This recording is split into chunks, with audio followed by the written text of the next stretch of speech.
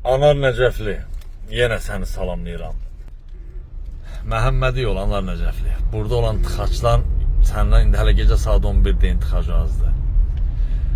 Anar Nəcəfli, niyə sənin adını çəkirəm o boyda Azərafta yolda? Çünki o vaxtı mən bu yola keyfiyyətsiz çəkilməyi barədə danışanda sən oranın mətbuat katibi olduğun üçün ATV-ni sən göndərmişdin, məni səhv çarpmağa çalışırdınız.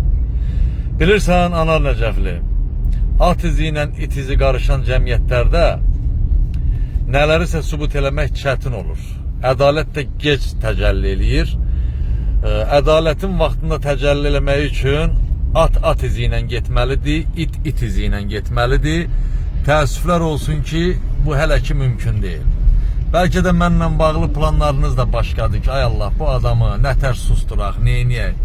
Bir il bundan qabağa çəkdiyiniz yoldur, Məhəmmədi kəndinə. Baxın yolun vəziyyətinə, bir il bundan qabaq. Burada asfalt görürsünüz.